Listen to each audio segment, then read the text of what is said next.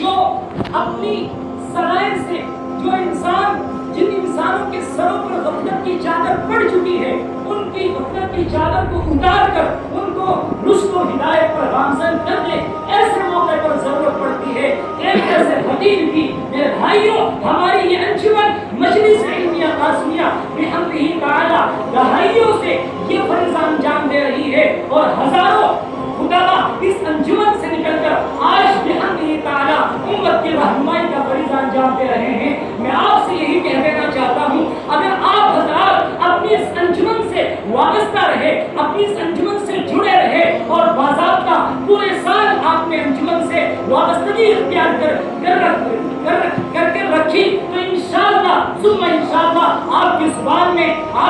زبان میں شیرینی اور چاشنی پیدا ہوگی۔ میں آپ کو بتا دینا چاہتا ہوں کہ ہماری اس انجمن مجلس علمیہ قاسمیہ سے کیسے کیسے فرد تیار ہوئے ہیں۔ حضرت مولانا اطہر مدنی جو کہ ہمارے رشتے میں مامو جان ہوا کرتے ہیں، آج سے تقریباً 3 سال پہلے اس دنیا سے فانی ہو چکے ہیں، اس دنیا فانی سے جا چکے ہیں۔ وہ فرما رہے تھے کہ جس وقت میں دارالعلوم دیوبند میں پڑھتا تھا، اس انجمن کا ایک پروگرام ہو رہا تھا، اس میں حضرت قاری تقی صاحب دامت نور اللہ مرقدہ کو بلایا گیا۔ حضرت قاری تقی رحمۃ اللہ علیہ نے فرمایا کہ یہ انجمن مجلس علمیہ قاسمیہ حضرت مولانا قاسم نانوتوی رحمۃ اللہ علیہ کی جانب منسوب ہے، تو اس کو پورے دارالعلوم کی انجمن بنا دینی چاہیے۔ اور اس وقت سے یہ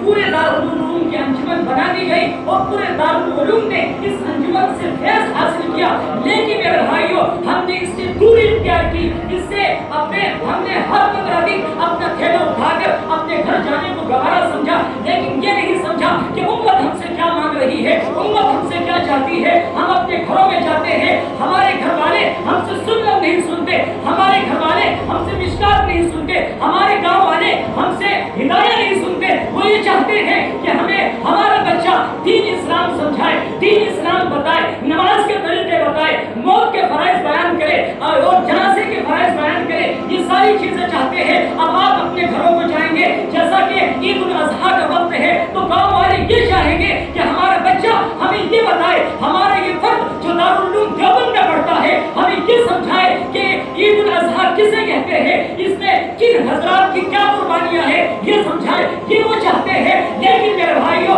ہم اپنی زبان کو نہیں دکھاتے، ہم اپنے دلوں میں یہ آہ نہیں لیتے کہ امت ہم سے کیا چاہتی ہے۔ اور بڑی بات کہہ دینا چاہتا ہوں، اور آخری بات کہتے ہوئے اپنی جگہ لوں گا کہ آپ کتنی ہی تقاریر یاد کر لیں، کتنی ہی کتابوں کا مطالعہ کر لیں، جب تک کہ امت کا درد تمہارے دل میں نہیں ہوگا، امت کی آہ تمہارے دل میں نہیں ہوگی، اس وقت تک دین اسلام کا تم کام حقیقت میں انجام نہیں دے سکتے۔ جب تمہارے دل میں آہ ہوگی امت کی، تم سمجھو گے کہ میری ماں کا کیا حق ہے، میری بہن کا کیا حق ہے، جو ماں